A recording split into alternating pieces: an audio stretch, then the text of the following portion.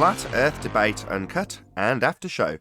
I'm your host Nathan Oakley, and if you are new to this channel, or you've not done so already, then be sure to subscribe, hit the bell notification icon and join button if you'd like to become a Nathan Oakley 1980 channel member and keep up to date with the Flat Earth debate.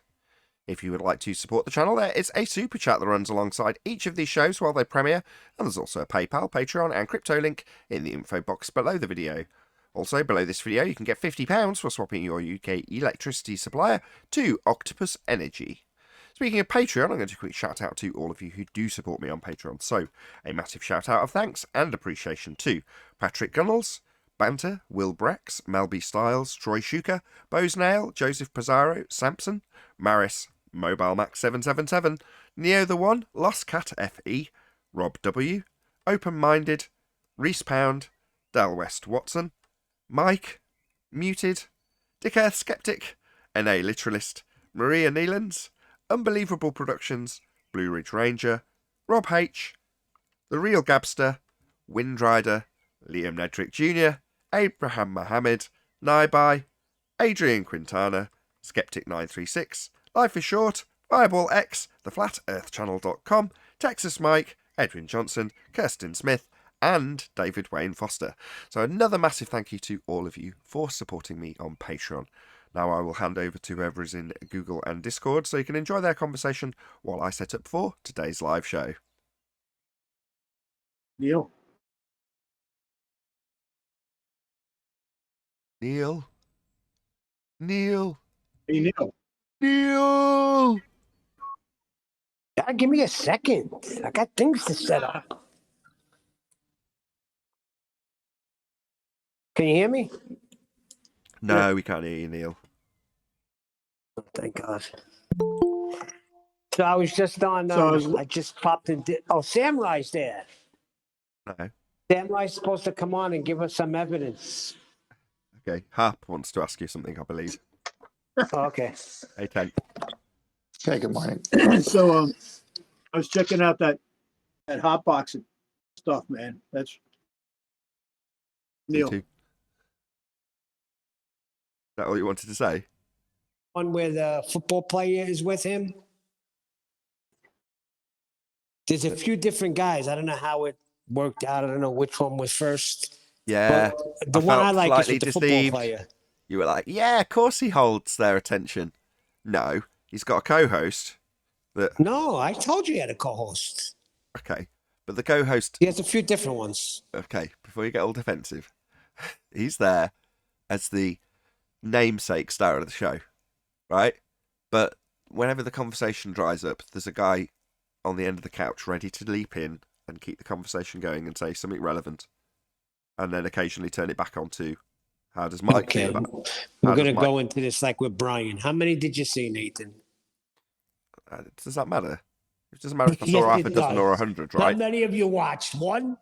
Doesn't matter if I've seen half a dozen or 100. I can still make this conclusion having seen what happens on the show. I wasn't being You're critical going to tell either. me you don't think Mike Tyson... Oh, Neil, I wasn't expecting Mike Tyson to be suddenly a broadcaster and journalist. He's not, but that's how you alluded to it being, and, No, I didn't. You misunderstood me then. Well, I asked specifically, you mean he holds the audience, he can gather up the questions for the guests, and you were like, yeah! No, I kind of mistook it too, but I caught on real quick. I'm talking about stories. I said there's a co-host there. Yeah, okay. Go ahead, Harp.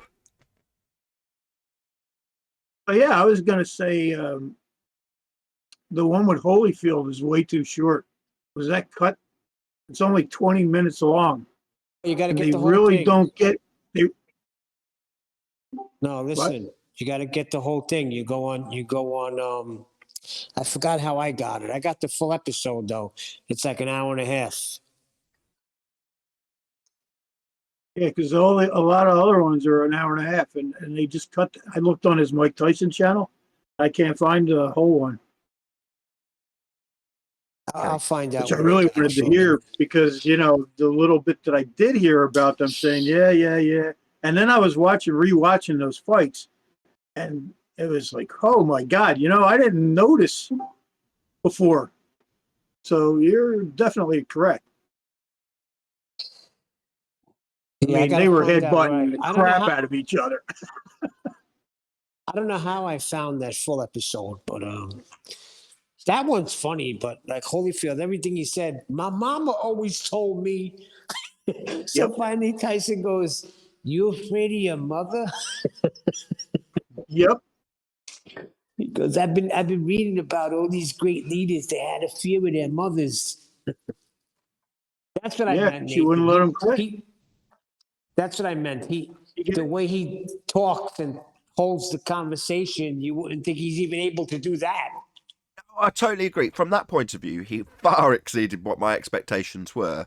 But, you know, you'd artificially raise them slightly higher, is all I was trying to say. And as much as you're like, yeah, I told you I had a co host. Yeah, but anyway, I'm not going to rehash what I said. Unintentionally. But, okay, whatever. I'm just saying, he is good. I wouldn't have expected that of Mike Tyson either. And he's chit chatting, he's asking small talk questions. You know, he's good. He can actually engage the guest, but not hold the audience's attention permanently. You know, he does need someone next to him to do that. But man, what a nice studio, production quality, good quality guests. I mean, what a great show. And Mike Tyson's a superstar. So as far as I'm concerned, Yeah. it is the magic formula. I don't want to make it sound like I'm being negative about it. A great recommendation. I subscribed. So, you know, after the first video, I was like, yeah, this is good enough to watch again. So I subscribed. And yeah, you were right. So hotboxing, I would recommend it. I just don't want this to be an entire pre-show of plugging Mike Tyson, who is already a superstar, given that we are deceived on a fundamental level about the nature of our existence. 10-4. I wonder what he thinks about the Earth. I was going to just branch onto that. That was going to be my segue. So he seems like a conspiracy guy. He's mentioned it a couple of times. So I think, you know, like anybody who's probably got a bit of time on their hands and a fair bit of cash and hasn't got to worry about finding their next meal, you know, he's got time on his hands to look at this stuff. So I'm in no doubt whatsoever that he's come across the subject. I don't know. They talk about the universe a lot, and they talk about everything aligning, and the universe dictated it. So I think the space cadets, if but I'm going to drop a Yeah. comment about flat Earth to him.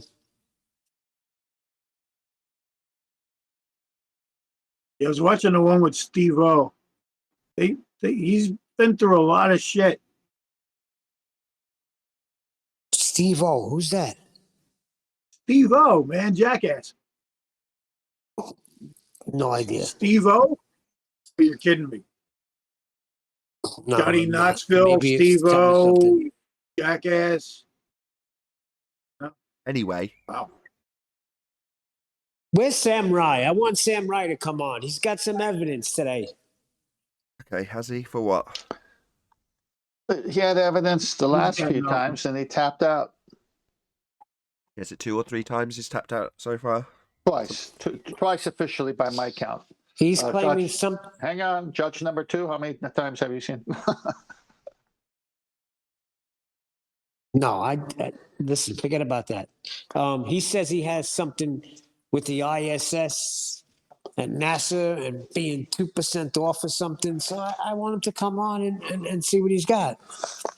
So claim from he gave up on the geometry of Earth and went to NASA and the ISS now? That's what I said. I said I knew you were going to go back to space. You got spanked here number of times over, so you went to space. Say it like it is, man. He went to the Yeah. second law of thermodynamics violation sky vacuum to get his proof. He went to Right. Narnia. Well, it's easy to go to Narnia. No one's there. Except in your mind. But he's not gonna come on the show and present that because he knows you're gonna take it apart immediately. I would hope. Just like I went in and started taking it apart because I kept listening to him. I'm like, oh my God. But he's reversing the rule, the burden of proof and everything else. And I'm going, dude, this is your positive claim. And then he started over talking me, and then I started yelling at him, and I just left. So these people are poisoned. They're What show are you talking about that you had this encounter? just earlier in Discord. the after show. The Discord Okay. server, 10th. Not I see. I thought maybe it was some other show. But, it's just interesting that it's so difficult to prove a curve on this Earth. an arc, a drop, in the sense of matching 3959 and that we live on a sphere the way they say we do. Why is that so difficult? If we're actually on it, it should be very easy. But it's so easy to do the counterpositive, which is it's flat. Water finds its level. All the other things that we use to show that there is no 8 inches per mile squared drop. I mean, the opposite is easy to show. What they're trying to do is so hard, and they're still not getting it.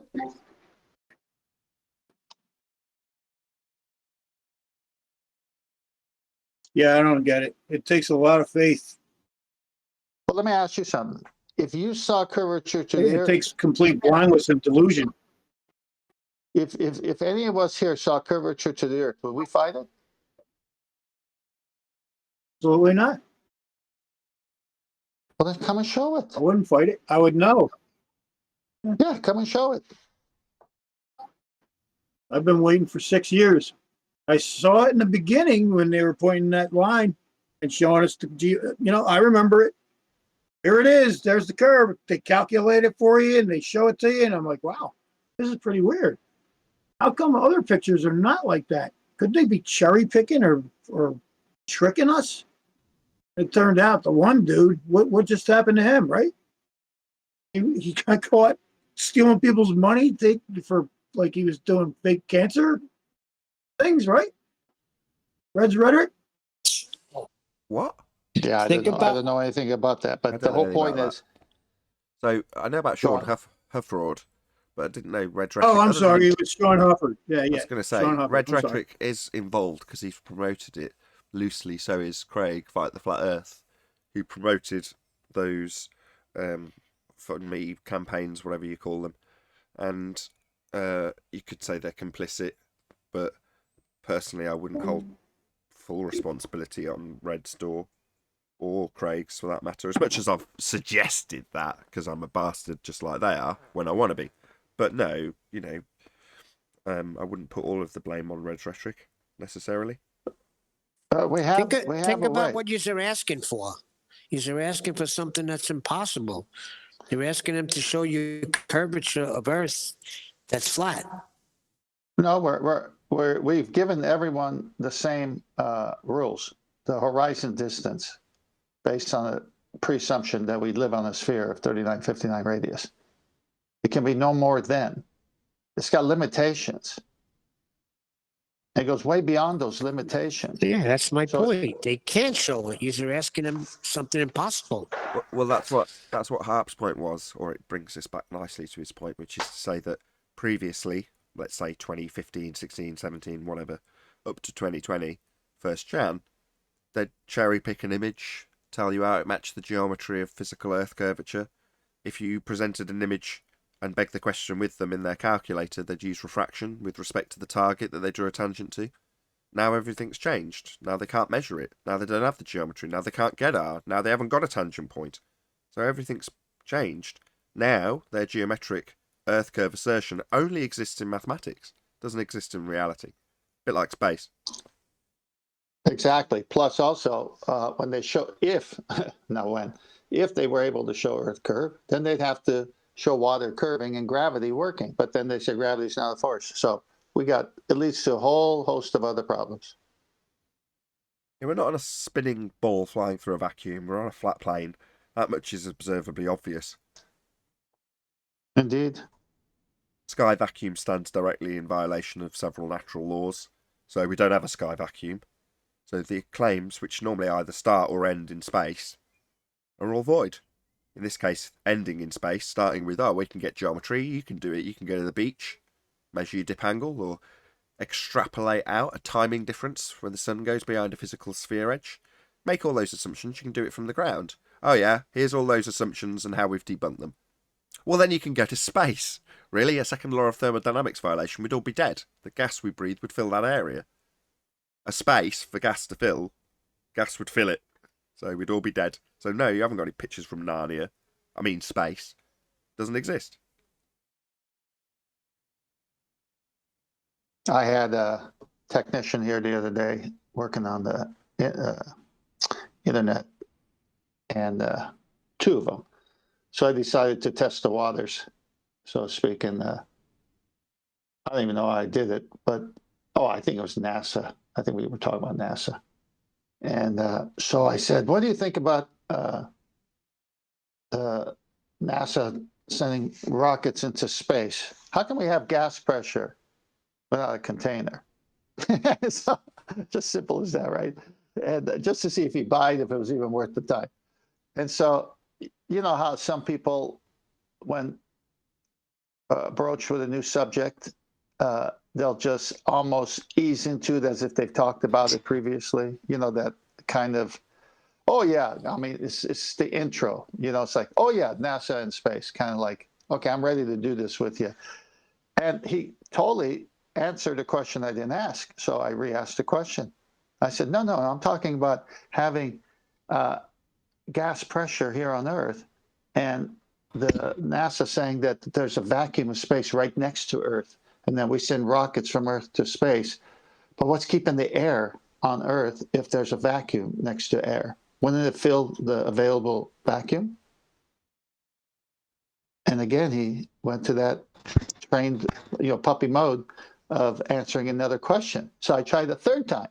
I said, no, I'm just saying, look, imagine two glass tubes and a valve in between. One side is a vacuum, one side's got gas, say air pressure. And then we turn this valve. Would the air go from here into the vacuum and equalize eventually? And he nodded his head, yeah. And I go, well, that's what I'm talking about. So how can we have gas pressure next to a vacuum? When all the air go in the vacuum, the big vastness of space? And I think at that point, something happened in his brain, and he changed the subject.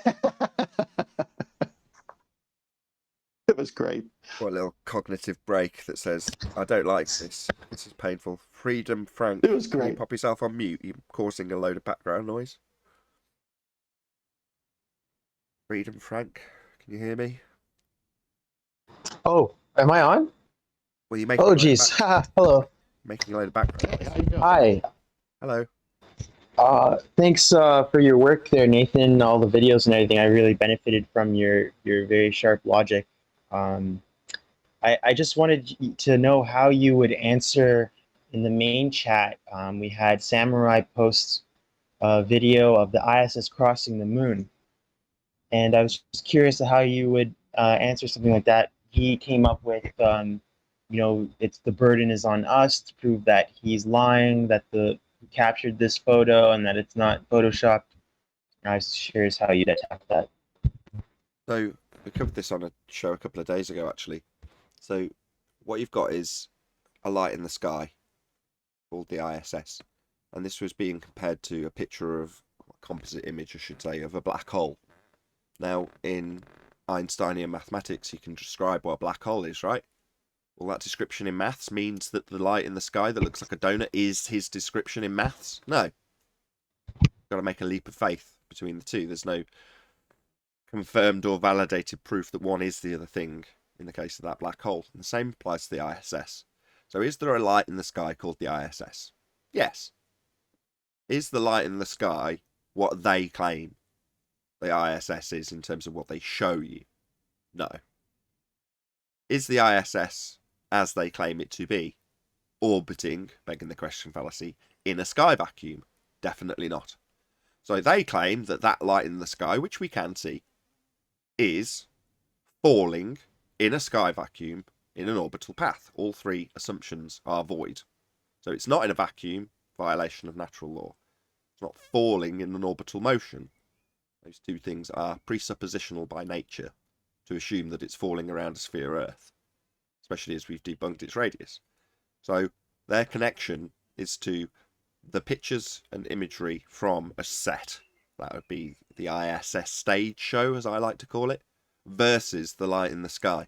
And they just say the set, this play, this performance, which is taking place in a sky vacuum with 0G, is that light in the sky.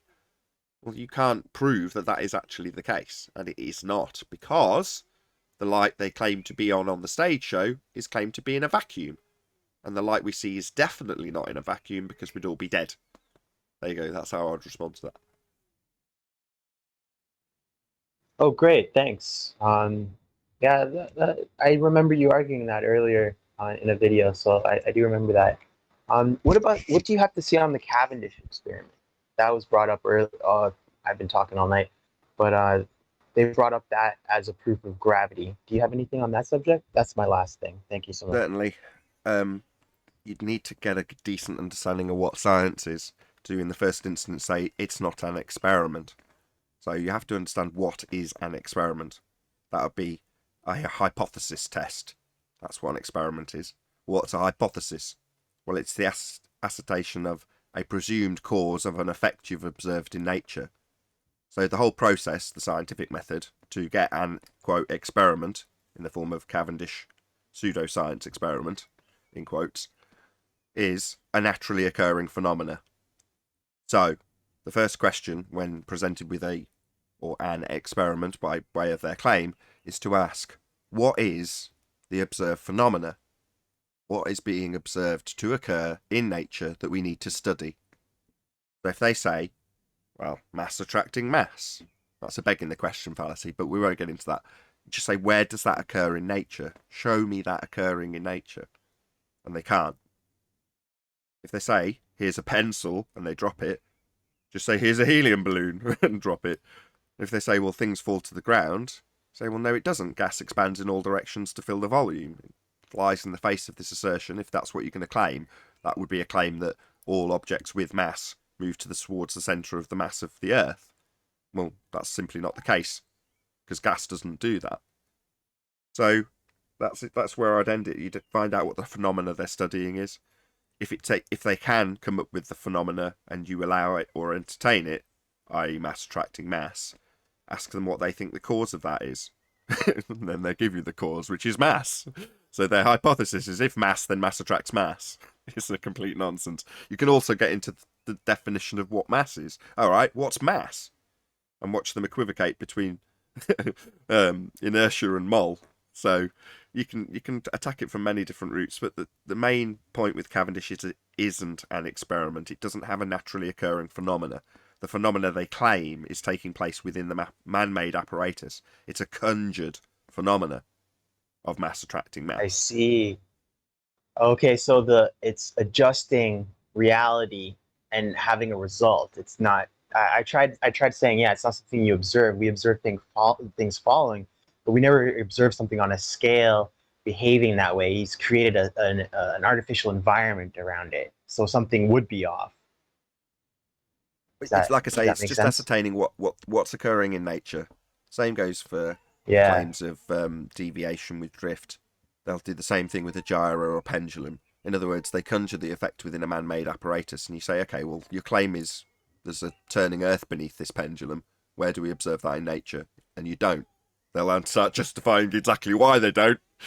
But ultimately, you've got to establish, if they're claiming science, which they do with pendulums and gyroscopes and balls suspended on torsion bars, you've got to ascertain what exactly are you studying in nature for us to need to know the cause of it. Not what's your assertion of a cause and effect relationship in a begging the question fallacy that you've got a man-made device to claim proof of it when it doesn't exist in the first place in nature. Nice. That's perfect. That makes so much sense. Thank you. My pleasure.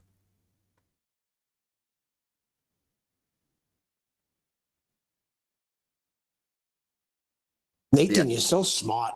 Not at all. It's down to Quantum Racer. If anybody could have given that answer if they'd have watched the last 3 episodes prior to the one that just came out of Ballbusters.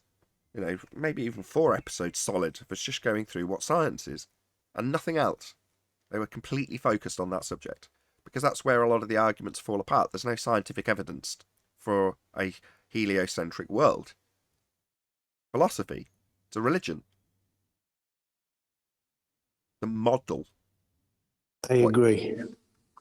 So there's no scientific evidence, but they come up with these experiments like Cavendish or Foucault or whatever they're going to claim. They're just parlour tricks to back up their religious belief in a sphere Earth in a vacuum in violation of natural law.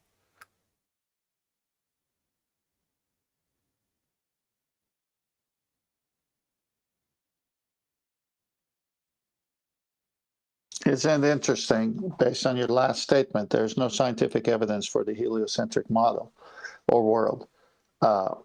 how for however time your show has been on, they've been trying to come in with what they believe is evidence, but every time they come and then you take them through the scientific method or ask pertinent questions, you could see it all traces back to begging the question, I live on a sphere, so I have to conjure everything in order for me to make that work rather than plainly observe in nature.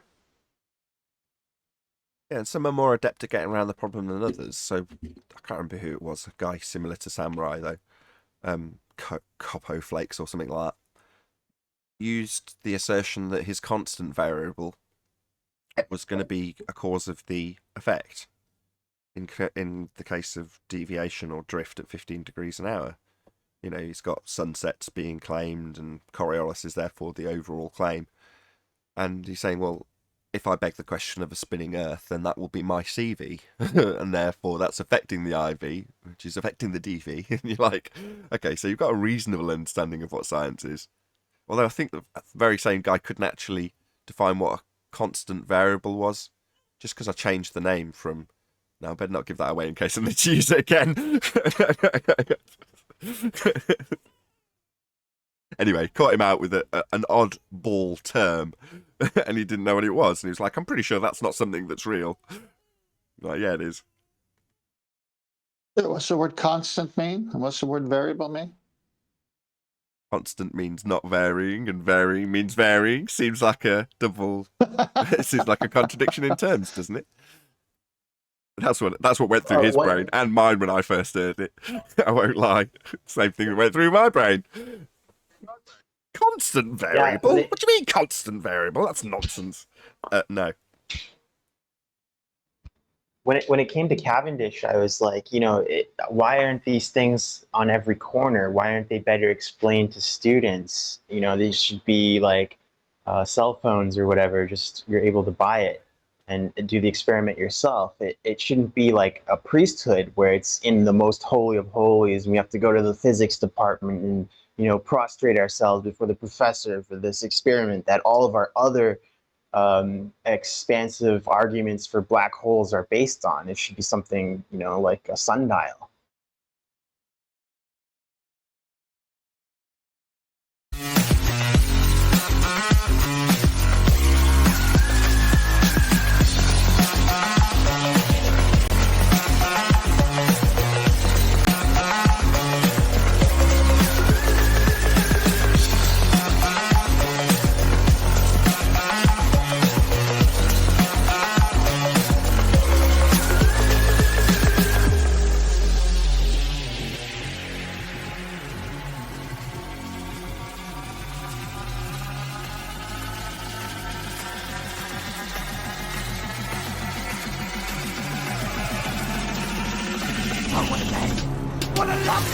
Welcome to Flat Earth Debate Live. I'm your host, Nathan Oakley, and if you are new to this channel, or you've not done so already, how dare you, then be sure to subscribe, hit the bell notification icon and join button if you'd like to become a Nathan Oakley 1980 channel member and keep up to date with the Flat Earth Debate.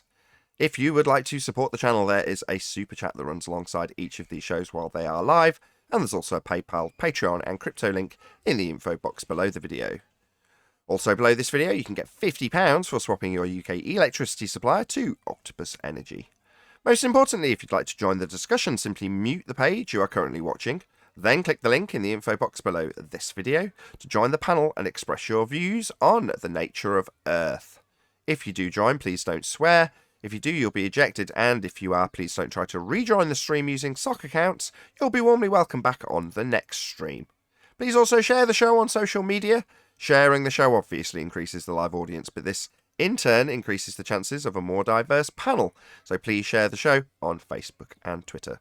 One last time, if you're new to the channel or you've not done so already, then be sure to subscribe, hit the bell notification icon and join button to keep up to date with the Flat Earth Debate. Now, we are joined by Neil, 10th man, and probably Arwin trying to join during my introduction. Of course it is. And a whole bunch of people in Discord. So, welcome, one and all. Good morning. Adam Eakin. Good morning. Oh, sorry, Adam. So the Snups say afternoon as well. Yeah, afternoon. Hey, hello. Afternoon. My bad.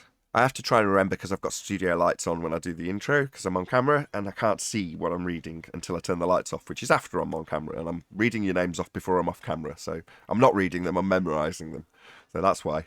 Anyway, we're joined by, drum roll please, the Adam Meakin. Oh, drum rolling myself there. Sorry. Ego. Excellent. I enjoyed your memes greatly. Graphic though they were. What was the movie from? Is it Thelma and Louise? No, it was. I did that after I couldn't remember the name of the film. The Accused, wasn't it? The Accused. Okay. There's a fairly graphic, I won't use the word, scene in that particular movie. And what Adam had gone to the loving trouble of doing was pasting Ranty's face onto a particular scene with Ruhif involved in the scene and Fight the Flat Earth standing next to what was occurring in the scene, laughing his head off, and a few background watchers that included cats and I can't remember who else. But nevertheless, it was very amusing. Thank you for that, Adam. Yeah, not so much for the public. The other one I thought was very good, but I think me and John D had a race for that meme. I thought you'd like that one more, the Matrix quote. Which Matrix quote? Shall I share it? As we're, instead of being Yeah, I was mean. just about to bring it up on Skype, but if you want to share it, saves me the trouble. We will get to housekeeping, by the way, folks in the audience, I promise. Nathan, it's just there. Just a few amusing memes that have been finding their way around the circuit, I should say. Okay, you're up. Yeah. It was just the relevance of that one. We'd always thought of the cipher stuff. We've discussed it ourselves, but yeah, just to quote it. So, I know the ball doesn't exist. I know that when cash goes into my pocket, the ballers are telling me it's juicy and delicious. After 5 years, you know what I realise? Ignorance is bliss. Nice. Very good. Ranty memes. Very amusing. Let's do a bit of housekeeping. Any evidence of a physical geometric sphere edge? That's a horizon formerly known as Earth curvature. It will live forever in the math.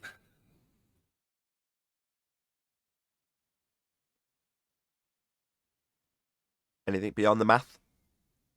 Any real Earth curve? Experienceable, measurable, testable? Well, how could there be when Rumpus says it only exists in the math? Indeed. And so brings a conclusion to the first housekeeping question and also the globe Earth.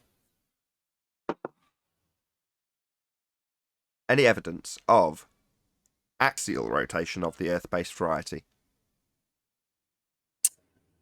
Not from Nottingham. There is a public chant today, so if you do want to join and chat away, feel free to open up the live chat button on your live stream and you can actually chat as a member of the public today. It's normally members only, but not today, so chant away. Any evidence of the distance to the sun? No over distance. there. No distance measurement without the R. Harp, try once more. I was talking to a guy the other day. He came over. I was fishing, and I started talking about flat Earth to him. So the one question was, I said, "Do you believe that the sun is 93 million miles away?" And he looked at me funny, and the sun was right there. So I said, "Isn't it kind of like right there?" And he looked over and says, "Yeah, it kind of is, isn't it?" And I said, "And how about the rays that are divergent? They're supposed to be parallel." He says, "Yeah, it's because we get these divergent rays all the time when I go fishing. It's awesome." And so he's looking and, yeah, it does seem to be kind of right there, doesn't it? So that's where it is, right there. Not 93 million miles away. How vague can you be as a positive assertion? Right there. Where's there? That's right there. Just Come on, right there. Nathan, You can almost touch it. Profound. Thank you. Right you are there right in too. view. It's Nathan, one of the it's most just- wondrous. Go on, Alwyn. Go ahead. Just gonna say, yeah, it's right over there in your view. That's the only place you can actually claim it is. It's just Should have told him under the firmament. It is. What's Just- it? Inside the firmament, Neil. Oh, God, don't start It's that. in the firmament. Yeah, it's in the Hey, firmament. I'm trying to Tent say is trying to something. get a word in. Content. It's just a conversation by two fishermen. It's a light conversation. Let it be. Okay, thank you. Just fishing for compliments now. Anyway, so the ideas that you've put into the guy's head are perfectly valid, and it's one of the most wondrous things ever. Same goes for the sky itself. I've no idea what it is. I've no idea what the sun is, the stars, the moon, none of it. Right? That's a beautiful thing to appreciate as an adult. There's very few things back in the Matrix that were left with any wonderment attached to them. Now I have it all the time. It's a wonderful, wonderful thing. Now, for a lot of our opponents, it's not a wonderful thing. It's terrifying. Not knowing is the most scary thing ever. It'll keep them up at night. For me, I'm like, why is the sky blue? How far is the sun? What is the sun? What is the moon? A guy came on yesterday.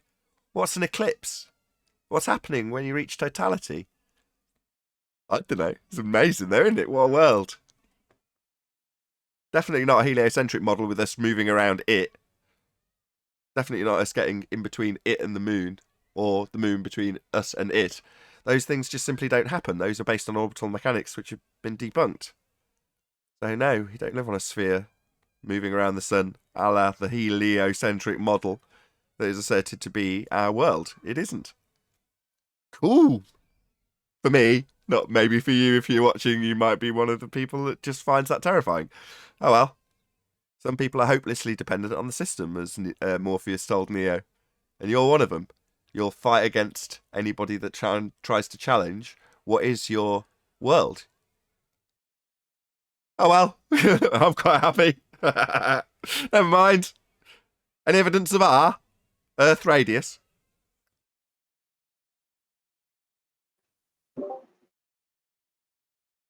No, But there's a picture with Same some thing. missing pixels, which might suggest it.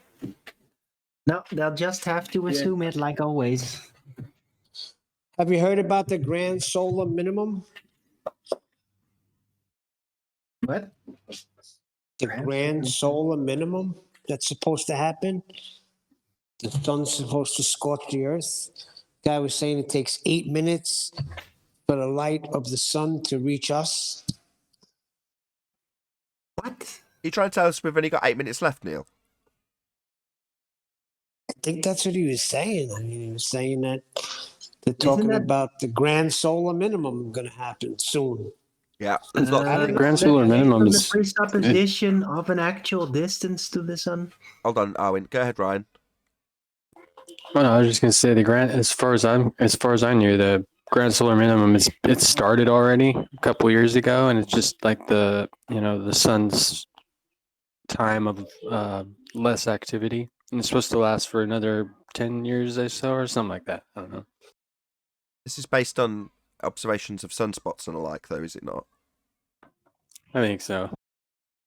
So they decide that there's a high activity of the ball of gas in the sky 93 million miles away called the sun in the heliocentric model, and that activity based on the number or frequency of sunspots increasing or decreasing will dictate where their ball of gas in a sky vacuum has a increase or decrease, right? According to them. Yeah. According to them. Nathan, be afraid. Exactly, Neil. You took the words out of my mouth. Don't be afraid, actually. Be very, very afraid. So they're saying gas in the shape of a ball next to the vastness of the great vacuum. Yeah, their sun, yeah. Helios. The thing at the centre of their world, yeah. Bow to Hold the on. sun, Here's what fundies. drives me crazy about it, though. It's a Christian guy saying what the Bible says about it. The Bible says nothing about a grand solar minimum. Okay. Maybe it's there in Is that when allegory. is that when our skin's gonna get scorched? Is that when the sun's gonna scorch men's skin? You talking about Revelation? Brought this up He says before. the Bible speaks about it. No, that's that. He can't refer to that. That's the final judgment. He's saying it's already started. It's going to go on for 10 years. Well, no, it's in those days, like these days we're in now. The sun will scorch men's skin, like so. It's actually starting to do that. If you've noticed. No, that's the hot. judgment. Tenth is right. That's the end. No, in those days, yeah, is it? I could be wrong. All right, I'm just gonna stop. Okay, let's not discuss prophecy. Yes. So Any the curve evidence? of the Earth also came up in that whole fishing discussion, Oh yeah. and I asked him if he'd ever seen curved water, and he said, "Well, the Earth is real, and I knew where he was going. I was like, no, it's not. It's not that big. And have you ever seen any kind of water curving? I said, you tilt to any kind of container, the water stays level. He says, yeah, you're right. He pretty much, it took me about 10 minutes to make him understand that we're not spinning around, flying through an infinite vacuum of space. And he took it home with him and he said, yeah, you know what? I'm gonna look into this. Cool. Very cool. Yeah, it's a good feeling when you get someone just to open their mind a little bit. My sister recently came out of the flat Earth closet. Awesome. Yeah, I fear ruining their Yeah, day. I picture the people as being, as I alluded to earlier with the Matrix reference, the people who are so hopelessly dependent on the system that they'll fight to defend it. Well, I see most people as that person. They don't want to be taken out of the system that they've become accustomed to, and they know what's what in that system. If you take them out of that paradigm, they get very scared, and they'll defend themselves against what they fear, which in that instance is you. So, from experience, for me, not so much. Yeah, I experienced exactly that yesterday with my mother. My son's 18. I think you hit it right in the head, Nathan. Maybe he's dependent on the system, but he's a scutch. I mean, we're driving and you look out the window and there's this guy. This is a while ago. I mean, I don't know. Maybe there was something wrong with the guy, but one of those guys that's overweight, hair all a mess, and they got their pants up to their neck. So I noticed everybody looking at the guy at the same time, and my 18-year-old says, one of Dad's flat earther friends. And I wanted to kill him. He's a scutch, but I think he's dependent on the system. Yeah, I get that frequently from what you tell me about your son. He sends it into personal attacks about the people. But by the same token, Neil, with your son specifically, does he work? He goes to school. Well, he's still at school. Okay, that's okay. Okay, does he treat women well? Yeah, I guess. Is he in trouble? I mean, he doesn't have a girlfriend. Is he in any trouble with the law? No. Then who He's cares? a homebody. Just be grateful for small mercies. Don't worry about his religious outlook. Listen, I agree. I'm glad, but sometimes you can be a scutch. When but the same, when he says that, everybody here is stupid. I know he's being an idiot. He can't believe that. He spoke to a few years one-on-one. He spoke to Tent. He spoke to you. He spoke to QE. So I think he's afraid. I think it's a fear in him. Well, he's very orientated around society and what they make of him at 18. That's going to be his most important aspect of his life. So socially, anything that make in any way suggests that it might lead to being a social pariah, he's going to avoid like the plague and ridicule. And that's what he's been trained to do as a youth, especially at an early age in regards to this subject. So he's just doing what society says is the right thing to do. But as I say, Neil, be grateful for small mercies. If he was a Jehovah's Witness, and I'm not looking at any Jehovah's Witnesses out there, former or current, but if he'd had gone and joined something that you potentially disapproved of, for whatever reason you may disapprove of Jehovah's Witnesses for, then you wouldn't hold that against him indefinitely if he was just a good citizen, treated women well, wasn't in trouble with the law, was working or in school. You know, those are the things that you hope for, as opposed to a criminal that treats women like dirt and isn't working. You know, that's what you could have on your hands and you don't. So be grateful for small mercies is my attitude. Yeah, but he is a heliocentrist. Well, then burn him at the stake. That brings up a good question here, or observation. What's a bitch? When you grow up and you notice the people around you in school, you notice the ones that bow to the system, and then you notice the ones on the other end that are the rebels. They're always getting in trouble because they don't like the system, and then everyone in between, the full rebel, that's kind of wild, but to the one who doesn't even buck the system. And I've always been a person with lots of questions. And every time I ask a question, it causes a behavior on the person. If they know and are familiar with the question and they have a pat answer, it just comes flowing off their lips. And then that descends to a supportive question for that answer that was given for the first one. And you just keep going and going and going just to test and see if that person really is parroting something that they heard and just giving that to you as an answer, or they've actually understood the subject from all angles. And this is where I've shared the story where I told my teacher in school, well, how about this? How about that? And he just finally blurted. He got tired of the secondary and all the other questions that followed the initial one. He says, look, I don't even believe it, but I got to teach it. And some people are happy to accept that teaching and go with the system. It doesn't disturb their life. They're socially accepted, like you said. But I was like chocolate and like the rest of you, always questioning things. Yeah, the school system is run for the teaching staff, the employees, not the children. The process is designed to produce good worker bees. And the process is a process of comprehension. That's why they call it a comprehensive school. You're not there to question. You're there to comprehend. Now, I figured that out pretty early on in my school career and was the rebellious child that went through quite a number of schools as a result. But what I pretty much figured out immediately is, so all you want me to do is be able to parrot this back to you verbatim. Yeah. Easy. I got good grades. I was never there. But that's all you need to do. Be able to parrot back whatever they've put in front of you. Doesn't matter if you believe it. Doesn't matter if you understand it. Doesn't matter if any of those things are met. All you need to do is, if we say X and we ask you, is this X? You need to answer X. If you can do that, you'll pass the test. Okay? That's easy enough to do.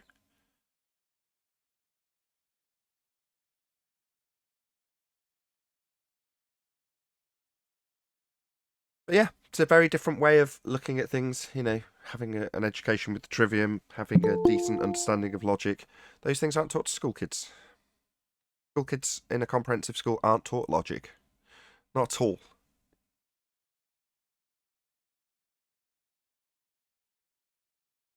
They're also not taught how to do primary source research.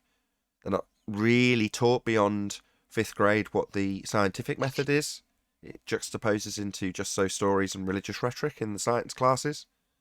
So, you know, I see the comprehensive education system in the Western world as woefully lacking. However, we have a very productive world now, don't we? And the schools produce very productive worker bees.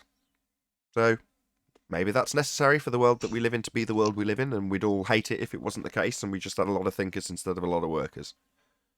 But there we go. That's my take on the comprehensive education system. Don't speak very highly of it. Also, I would add that illogic is taught on top of not teaching logic. Yeah, what you're saying is some of the tools that they apply when giving you the just so stories employ fallacy, as opposed to teaching logical fallacy or illogical statements. They'll teach you a statement that's based on a logical fallacy. Yeah, correct. Oh, I thought you meant illogic. Like, yo, that shit is ill. Like sick, man. A sick logic, that right there, bruv. Any evidence you can have If gas we pressure had without a container? They can move on to a flat Earth related subject rather than an educational one, although it is related. If we had a more thinker society, wouldn't we have more entrepreneurs and less worker bees? You know, I don't know if this is off topic. Stop me if it is, but I feel like we would be more entrepreneurs creating things instead of just following. If we were more thinkers, you know. Well, they don't want that, though, do they? Otherwise, they'd let the, what do they call them now? Developing countries, formerly third world countries. They'd let them develop, and when they do, you see China or Taiwan or wherever else, Eastern countries, and they develop quickly. So, you know, a lot of the governments will try and keep underdeveloped countries underdeveloped. You know, they'll give them recycling tasks to do with, what do they call it? Bat or something like that. And they just get them rooting their way through recycling rather than moving into textiles and developing as a country. They don't want that. Now, I don't know why they don't want that. I would assume that it threatens them, threatens their control. So, suppress them all, right, if you're in control. I don't know, I'm just speculating. I don't know why.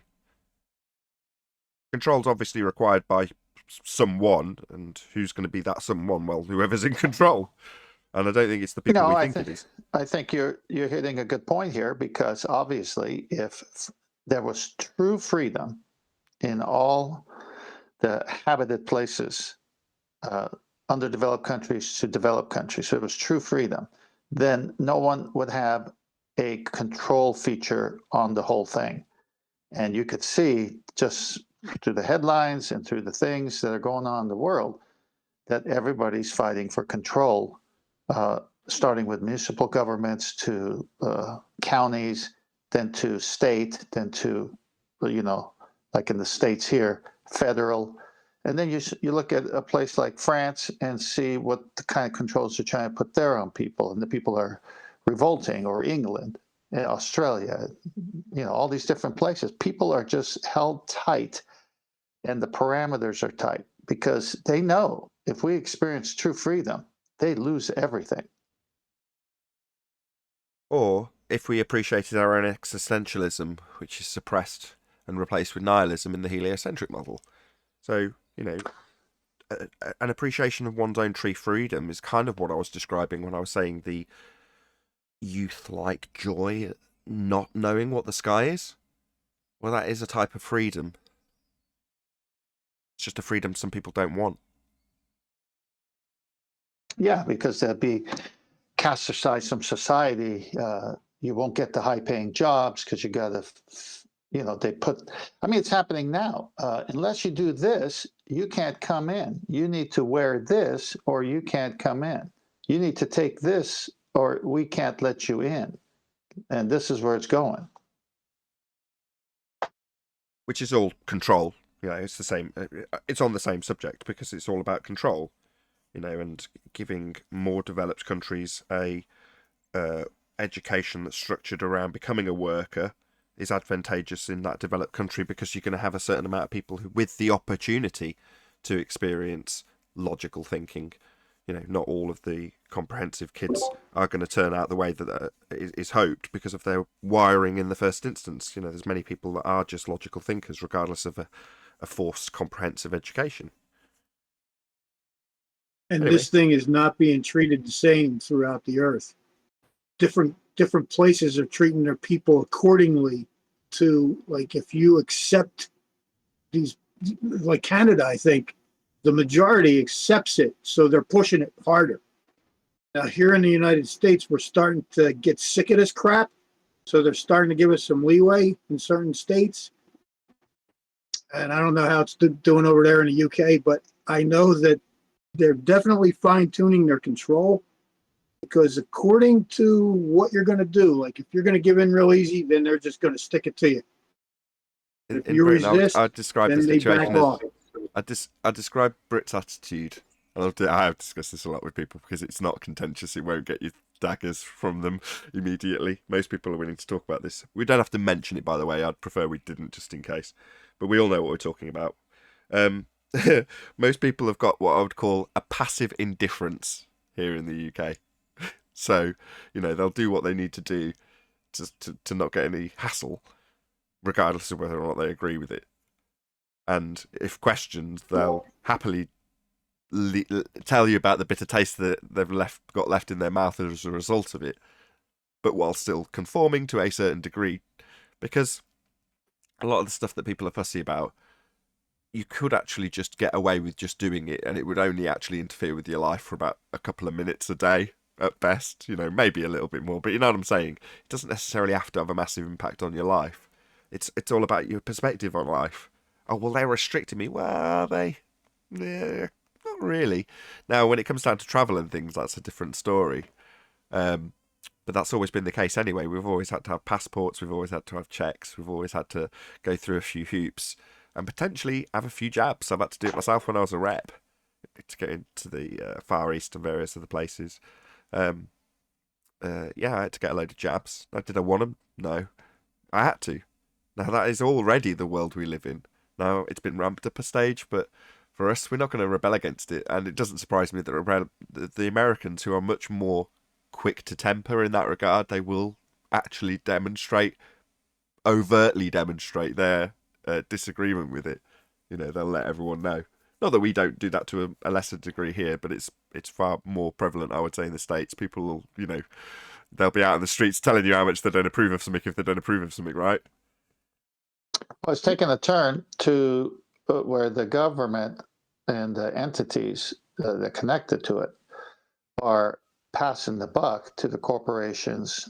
And now these chain stores or businesses are going to be used to say, we will not serve you unless. And so this way, they're kind of left out of it. And it's a different way of adding that pressure. So it's a unique trick that they got now because they're all in cahoots anyway to begin with.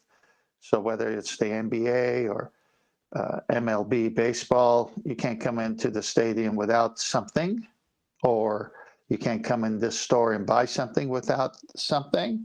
And so you say, well, it's not the government telling you, it's the store, and they got the right to refuse service to anyone. And so it's funny how some stores put a sign, the opposite. If you have it, you can't come in. We want people only coming to our store who don't have it. So some stores have caught on. And so the independent contractors are using that same game against them here. It's good. Like in the Godfather, when there's a guy who's basically become a rat and he's selling out to a certain extent the family, and the judge is asking him if there was ever any direct contact between, I won't describe what, but the criminal and the Al Pacino character. And the guy's like, no, there's always a guy. He's like, what do you mean? Like a middleman? He's like, yeah, a guy. He's like, did he have many guys? And he was like, yeah, he had a lot of guys. And that's all. Buffer. A buffer, that's it, a buffer. That's the one. Yeah, he had a lot of buffers. Yeah, a lot of buffers. Right, well, that's what the corporates are. So you don't get the people to mandatorily do anything. You say, well, you can't do this because we've introduced a regulation for the corporates who will absolutely do it in a heartbeat. And you're subject to them. Or you go elsewhere. But the other people have also got the same regs. They're going to have to comply eventually anyway. So just do it. But they're not directly telling you that. As you say, they've got a lot of buffers. The funny thing with that is it was the senator that said it, because he kept saying that he basically never talked to him. So the guy's like, so you had a middleman, like a buffer. Yeah, the Corleone family had a lot of buffers. Yeah, that gets a chuckle. We haven't done all the housekeeping question. Over 100 people watching, we're still not through housekeeping. Gas pressure without a container. We did cover it in discussion, but any evidence thereof, considering there's a suggestion that someone's going to come in with evidence from space? A simple enough question. But we just haven't seen anyone come in on the heliocentric side and tell us how they can demonstrate this. Yeah, but could it be different higher, like they say? Like, how do we know actually? Maybe if we do go higher, things would be different. No. gas laws don't change, they're natural laws. If that was the case, they wouldn't be laws anymore. Is gravity a law? No. Someone asked me that. That's why I'm asking. No.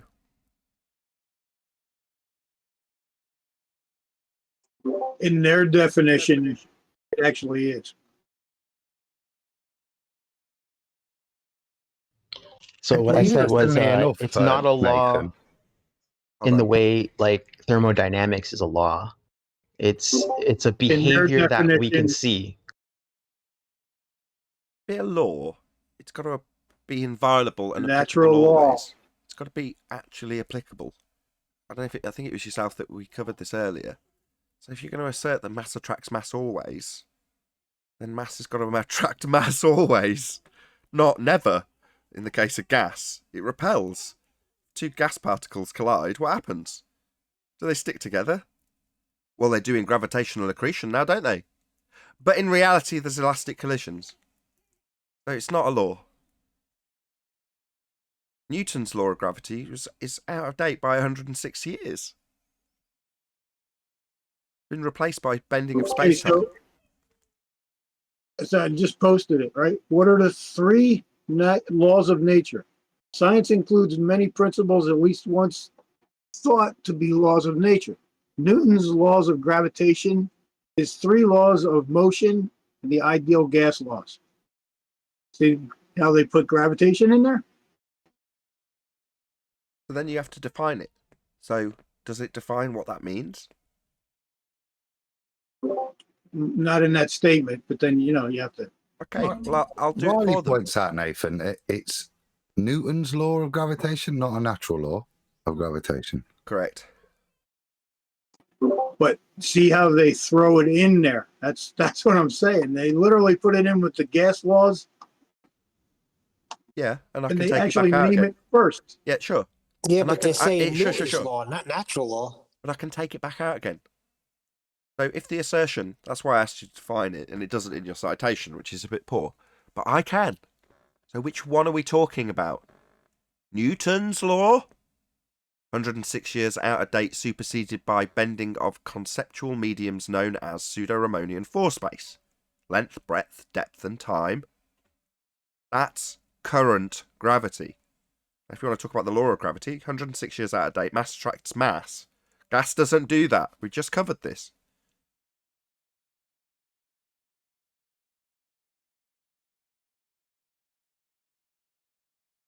Yeah, they can say what they like.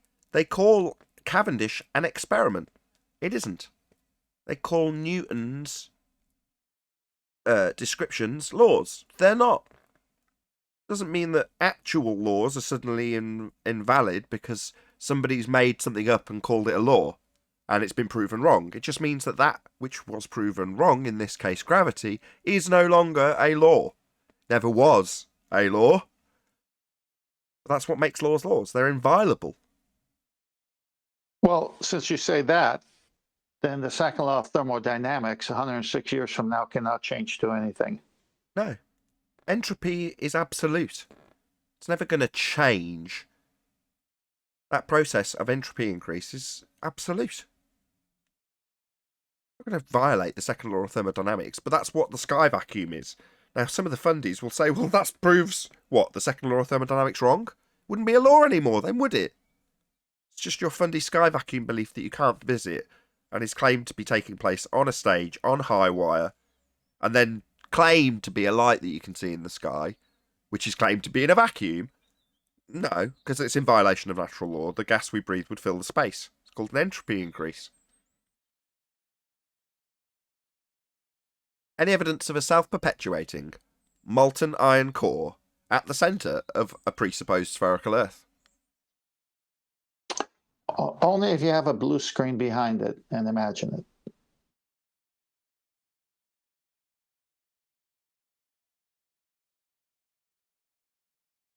Hey, Virus, why don't you come and tell us what entropy is instead of hiding in chat? We know what entropy is. We don't need Virus to tell us. No, I know, but he's there acting all bold and saying nonsense. Oh, I don't care about the peanut gallery. You mean the actual live chat? I mean, Yeah. subscribe today. Smash the super chat. Well, if it's the peanut gallery, then I can understand why he's nuts. Indeed. Any scientific evidence of gravity?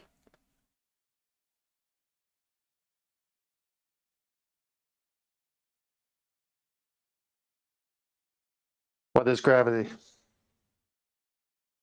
Currently bending pseudo force space. I thought it was weight. Gravitas. Didn't it mean weight? Yeah, as I let go of a helium balloon and watch it ascend.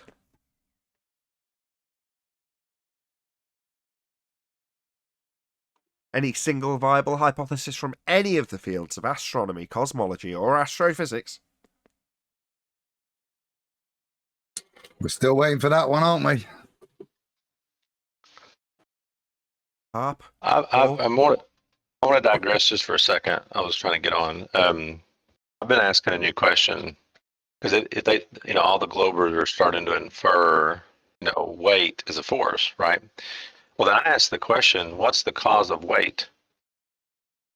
What's the cause of it?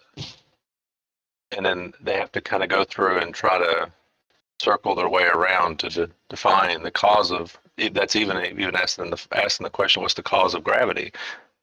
So they have to go back to that same question, because if it's a phenomenon, weight, you can argue weight is a phenomenon because you can see it on a scale, you can see it, you can feel it when you pick up something. So what's the cause of it? Then they have to go through and define and figure out what that is at that point. And then I hand you 500 helium balloons and it takes you. Correct.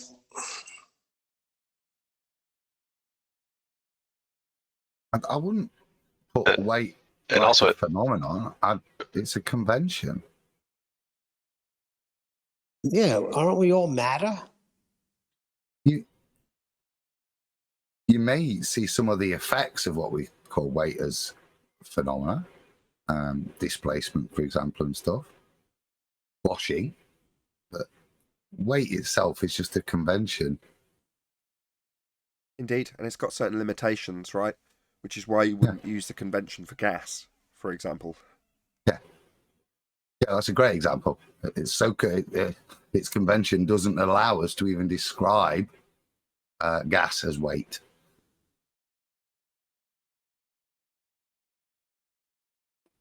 I mean, My citation Paul came from Stanford Encyclopedia of Philosophy. Isn't that strange? Philosophers. I just heard the end part about isn't it strange, and then philosophers. Do you want to repeat yourself again? Yeah, that little citation I threw at you came from the Stanford Encyclopedia of Philosophy. Came from philosophers of science and metaphysicians. I see. Burn them all at the stake. What does that mean? It's they're philosophers. Right. Not science. Yeah, like most people with a PhD. What's metaphysics again? You had an opinion.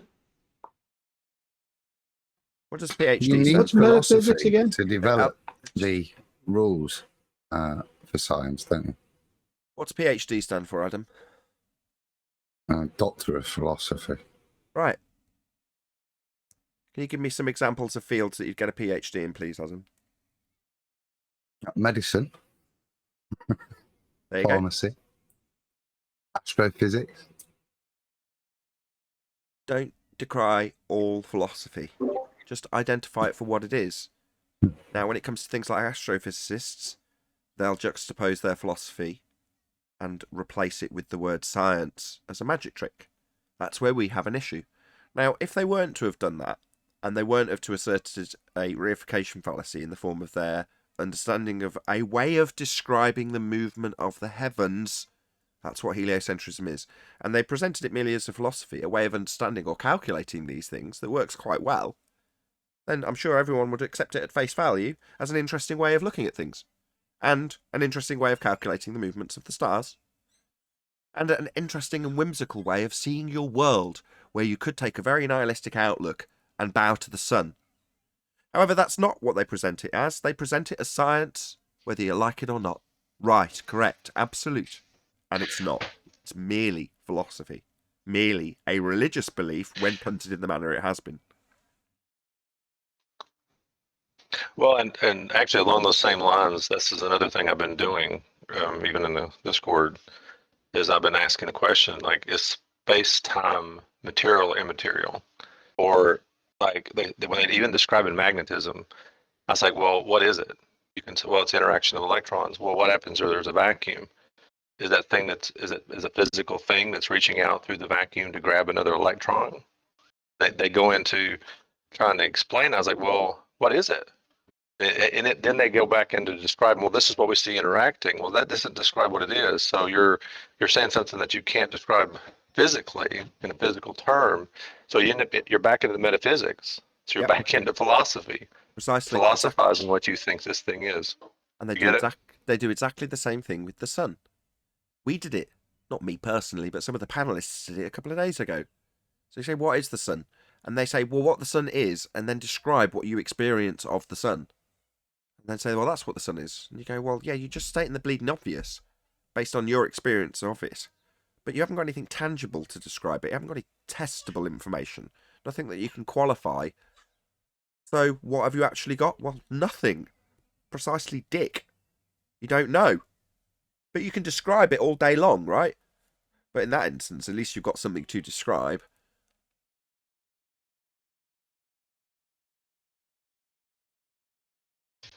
Right. I mean, like even when they start talking about like space-time, the gravitational force or the mass attracts mass. So when they start arguing now, I want to go after them and say, look, you said mass attracts mass. Well, even for an acceleration to occur everywhere in nature that I've experienced it most of the time, there is something physical interacting with something else physical. So there's, my pushing down of the pedal, but it's the acceleration of the engine that's causing the thing to go. But you've got this non-physical thing called space-time causing things to accelerate. How is that possible? Yeah, you can describe it with geodesics, but that still doesn't explain there has to be some kind of physical interaction. And I think Newton knew that. I think Newton knew that. That's why he said, don't do this to me. There has to be something reaching out there, grabbing it and causing this thing to happen. I think Newton understood it. Say it again, Adam, if you're correct. Go ahead. So that's where it is possible, and the only place it occurs, it's in the mathematics. That's where that force exerts itself in the maths. It's where the dimension exists in the maths, but it doesn't exist in science at all. It doesn't exist in physics, in the physical. But yeah, I meant within any bit of science, that's not something that is manipulated or controlled. It's not even tangible, is it? Could I have a bag of space-time? Or 2 bags? Or 3 hours of space-time? But this non-thing that you can't give me or measure with anything, well, I guess I can't say measure. They say they measure it. This thing that you cannot grasp and hold up, look at, or see has the ability to move things. No. It has the ability to cause things to move and accelerate. No. You can think of it as a force. Nathan, I got a slide the master B that on the subject. Yep. 10th. Yeah, go ahead. I'm off, so you can read it if you like. Today's scientists have substituted mathematics for experiments, and they wander off through equation after equation and eventually build a structure which has no relation to reality. It's Nikola Tesla. Reminds me of rumpus. It only exists in the maths. But it's the final bit, isn't it? That they've done this stuff and it's validated, it's solid. Yeah, everything balances in the equations, but unfortunately, the structure has no relation to reality, and that's what space-time is. It's got no relation to reality whatsoever. Yeah, and you can parallel it with what we discussed earlier with the ISS. They build a construct or set with wires and it eventually will be described as that light in the sky, but it bears no semblance of comparison to what you see in the sky. It's just a construct they've created. Give you an explanation for the light in the sky. They say it is the light in the sky, but it bears no relation to it. Well, and even their own mathematics, they say they have mathematics to describe Newton's laws of motion, right? Well, general relativity, special relativity kind of debunk Newton, but Einstein's theory of relativity can be described mathematically. But then you got quantum mechanics, which debunks the other two, but even it's described mathematically. So it's like the mathematics don't line up. They don't, and it's obviously reality. Things happen, things move, things fall, things seem to do things in the sky. All those things are occurring. We can't deny that they are, but all the things they use to describe it don't line up. Don't throw the baby out with the bathwater. In the same way you wouldn't throw out the photoelectric effect. You don't throw out quantum mechanics simply because lots of people have mathsed it and also used it as a magic trick to grease the skids of their own just so stories. Now, quantum mechanics with scientific validity, you can take the science of it and leave all the rest. The maths you can leave, you don't need it. But you're right, it's debunking Einstein, right? That's why Einstein kicked up such a fuss about it, because it was debunking him. Now, that's already changed. In mainstream science, the peer-reviewed bit, the bit in quote marks, they already know all this, right? Quantum is already part of the current science. So, for the most part, modern science has reached, breached, and exceeded Einstein's limitations a long time ago, right? Now, that will have to trickle its way down to the general populace eventually. Now, don't get me wrong, it's taken 106 years to get to the point where we can say, yeah, unfortunately, Newton nonsense is superseded by Einstein nonsense, which is superseded by quantum mechanics. But, Paul, I estimate we'll be able to make that statement to a fundy. It's been a nice day without any fundies, by the way. This is lovely. This is my kind of show, by the way. I've had a lovely show today.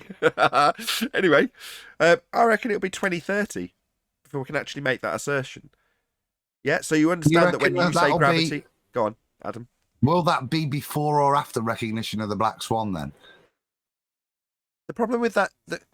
Chocolate saying, if he was here, I'd give him props for this, but to understand the black swan is to relinquish your geometric heliocentric assertion, right? So somebody said they can't ever understand the black swan. Now, the most recent example was Gem Panda or someone similar saying, well, he's higher. At a fundamental level, not even understanding the words in the modus solens when it literally says observer's height and feet. They're just hand-waving it because they can't. For a brief fleeting moment, if you're not sub 70 IQ, recognize the significance, even if you don't necessarily process it in your front part of your brain. At some unconscious level, if you're not a complete drongo, you see it and you recognize the implications of it, and then you keep well away from it. To the point where you'll say, well, this debunks it because of the height. Something nonsensical. Because you've got to deny with that. If you want to retain a sphere belief, you can't if you understand and appreciate the argument, because at best you've debunked the radius. The fundamental premise of your sphere belief, in other words. So you are saying then there's more chance of them rejecting Einstein and accepting quantum than black swan, then, technically. Even with their own side telling them that it's superseded. And I quote, literally, it's not a force, end quote, George Musa directed to a fundamentalist religious zealot with a bald belief who wants gravity to be a force. Even with their own side telling them, they don't want to relinquish it. The trenches are a funny place. Now, for you're a common man, I don't think they give a crap either way. They just think gravity's a force because they were told at school, and they don't give it any further thought. And there's a handful of them, like Chocolate and me, who swung a bucket round and went, what? We're full of water going, what? Not understanding centrifugal forces or centripetal forces. Just been told that gravity holds the water on. In a very dumbed-down, nonsensical, 106-year out-of-date way. You just go, what? Most people just go, oh, okay, whatever, if you say so. I always remember. But, sir, that's the other way around. isn't it? Yeah, the bucket would fly off the outside edge of it though. Write it down on your textbook. Repeat it when the test comes. That's all you got to do. Don't need to ask questions about it. Doesn't matter if what I show you is in complete contradiction of what I've said. Write it down as I've said it. Repeat it when asked. Easy. Then you'll be a good worker bee.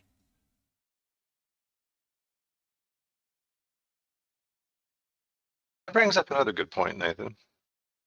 You can understand the concept completely. Like, I get this all the time in Discord. You just, it's typical rumpus thing. You just don't understand. You can completely understand something and not think it's true or not believe it's true. So just saying you don't understand is not a good argument, because you can pass a test, like you said, comprehensively. I can go through physics class comprehensively, pass everything, ace the whole thing. I realize a lot of this is not right. Along the way. I think most flat earthers understand heliocentric theory better than most ballers. Doesn't mean we accept it, does it? We do, as this show demonstrates, we actually have a much better understanding of their model than they tend to do themselves. It's, for example, you could learn, it's the Star Wars language. Is it Tatooine or something like that? You could learn that language. Or the anatomy of a unicorn. You go through, if such a thing existed, hypothetically speaking, books that have detailed anatomy of a unicorn, right down to the horn. Well, they're within 5% of horses anyway, so you could get a detailed understanding of what unicorns are like. And then you could be put to test on unicorn, specifically, anatomy, and ace the test. And at the end, they go, right, you've done really well, so obviously, you're one of the people who believes in unicorns then. And you go, no, you're joking. Right? Of course not. Yeah, but you've just passed the test detailing how unicorn anatomy is real. No, I demonstrated my comprehension of unicorn anatomy. Doesn't mean I believe it's real. Logically, that's nonsense.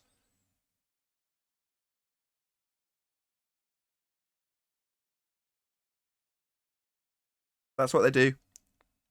Or they'll hold it up in false dichotomy.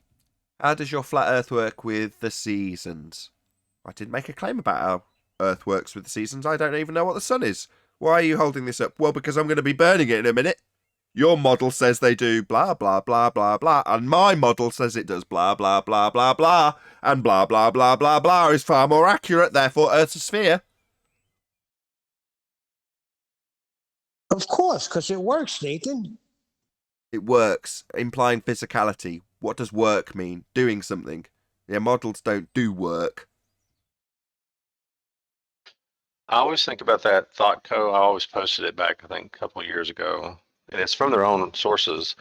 It says, you have a model when it says that there's limitations on your hypothesis. Okay, why would there be limitations on your hypothesis? Which means you don't fully understand or fully grasp, or something's missing, or you don't have all the data. Something is wrong.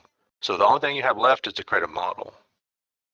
And that's why models are easy to debunk, because they don't fully describe reality, and they can't, and they never will. Because to fully describe reality, you have to have all knowledge of all existence to be able to have a model that would match reality. And basically that model would become reality, at that point. No. And when they're asserted as being scientific validation, they become pseudoscience. The cause and effect being validated when you make a model and then say that's your world. Why? Well, because there's a correlation between what I assert is a model I've created, a philosophy I adhere to, a religious belief I punt, and the world we actually experience. The model works. No, it doesn't. It doesn't do any work. For example, we don't have a geometric horizon. Something you can draw a tangent to, measure dip angles with, and assert gets in the way of things. Those things that you'd require in geometry, like a straight line, you don't have those in reality. So you can't assert physical geometry. Like liars, namely the rumpus who's in my chat right now, would assert when doing their geometry and drawing straight lines that they don't actually have in reality. Their model, they say, works with a tangent they don't have. So it doesn't work. And you'd have to lie about it when you called on it. You haven't got tangent points in geometry anymore. Silly, silly billies. That only exists in your maths. Doesn't work. You're being worked. Well, here's another thing. Go on. Here's another thing that's come up. I heard one of the Globers say, you really fully can't understand cause and effect, ultimately. I mean, I guess I'm paraphrasing it probably pretty bad, but I thought to myself, I was like, wait a minute, so what's the point of science? If you can't fully elucidate or come to terms with what the cause and effect is, maybe because you don't understand, potentially all the causes of all effects, why do you do science to begin with? Because if you can't trace it back ultimately to a single cause or a specific cause, but there's always potentially some other cause or something, then what's the point? That's what science does. So Paul, let me get this. That's what Paul, let me science get does. this. Science elucidates the cause of an effect you observe in nature, otherwise known as a phenomena. Cause and effect is what science deals in. But I mean, they're shooting my point is they're shooting themselves in the foot.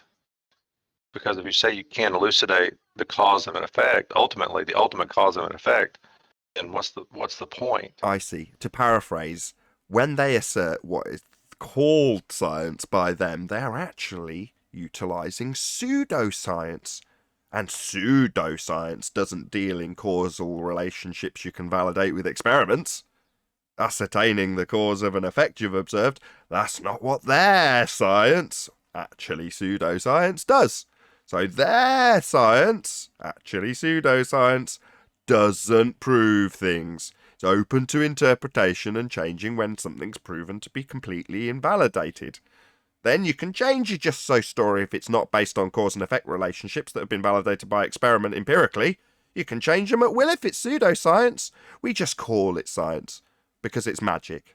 With that, I'll say if you are watching this on either Nathan Oakley 1980 or Nathan Oakley premiering streams, then stay tuned as there will be an after show to follow.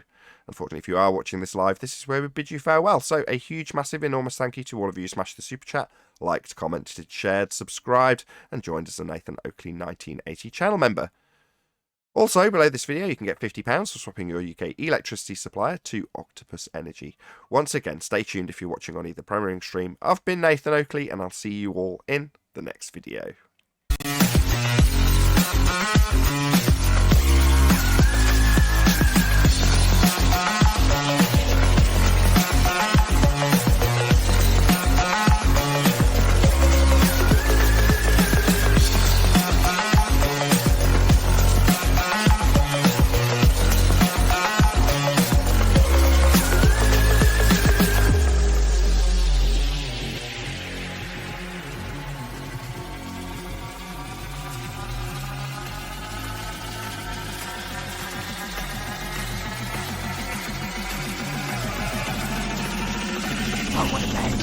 What a lovely day!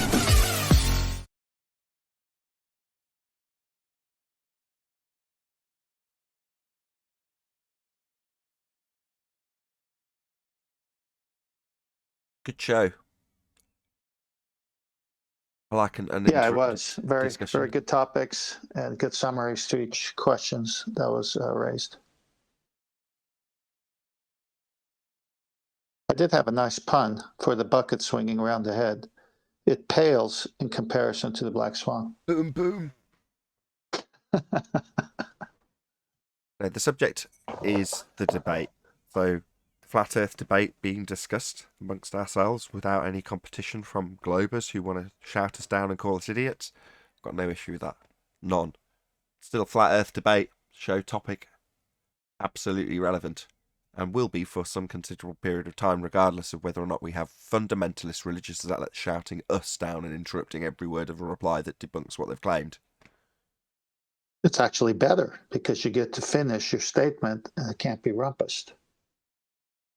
Some people need this surge of adrenaline to get into the flow of the discussion, and I appreciate that it's more entertaining, but I've said this before and I'll say it again, it's labelled education.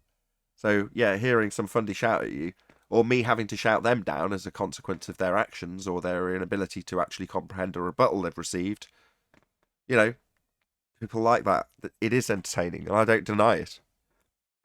This doesn't help people actually advance in the subject. might not actually get to the point where someone comprehends the argument or the rebuttal if it's challenged in the way they do it. That's why they do it that way. It's less effective a tool for anybody watching.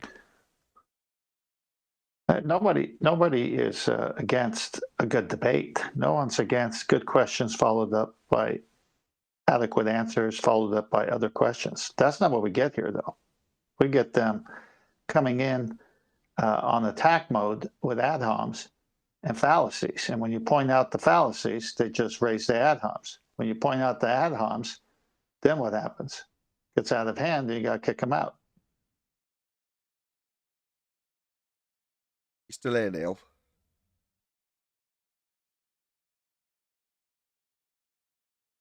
Neil? I'm here. What happens is you get projection then. Yes, I'm here. Did you want to speak to Samurai? He's just come in. No, I want the samurai to come in with his evidence. Where is he? Here? I just thought I'd let you know, as you were speaking about him earlier. I don't know what you Come want. on, samurai. I only caught half what you were talking about in Discord. So please come on and explain it. He was he was explaining the ISS crossing the moon. He brought that up. Yeah, I know. I want him. Thank you for summarising, though.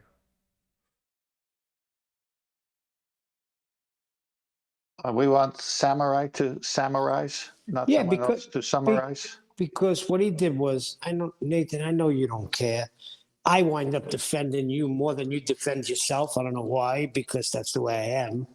But he had some derogatory things to say about you and about evidence. Like you don't know what evidence is. So I'd like him to come on and present it so you could show me that you know what evidence is. Fairly reasonable. He also showed me a picture of the globe from Himawara and the other one with Africa and Antarctica. Yeah, taken from space. We'd all be dead if those pictures were real. And a picture of the Australian fires. Those are some of his proofs. It was a very interesting conversation. Pictures of Australian fires prove what?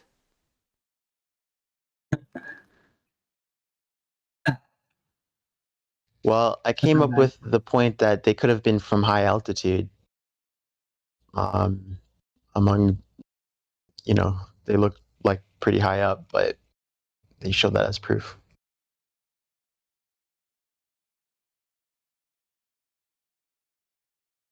He hasn't said a word, so do we give up? Yeah, he tapped out the other 2 times. That's what's going to happen again. So in summary, even though we're not going to get challenged, even though the person's throwing it out there in chat, which is typically how it goes down, right? Chat skanks. Well, the pictures that are being claimed as evidence are taken from a place that doesn't exist. We'd all be dead if the sky was a vacuum. The gas would fill the space. Well, it's pretty telling that they come on in Discord in the after show and the after, not even the after show, because we're in the after show and nobody's here, but they come on the after show and they're here all day long talking nonsense, but we're here now. I'd like to remind everyone they keep the that chant up. They chant to themselves. So Rumpus in chat, I see the last thing he said is, "Are you a refraction denier?" Denier, refraction. going back to, and I'm dating myself, when they shot down Francis Gary Powers over Russia with the U-2 spy plane, he was taking pictures from high altitude. So what does that prove? Do you guys remember how the ISS just kind of appeared one day? Like they were talking about it and all of a sudden it was like built already? It seemed like that to me. It happened that way. Well, it was, but before that, there was another space station that had an eerie resemblance to the inside of where the astronauts fool around inside the supposed ISS, right? So they had 3 projects. It's been more than all right. There's been Mir, there's been Skylab, there's been the ISS. Yes, all accounting for the same light in the sky. Right. So the ISS was the latest overhaul Yeah. The latest reboot of the same thing. Yeah.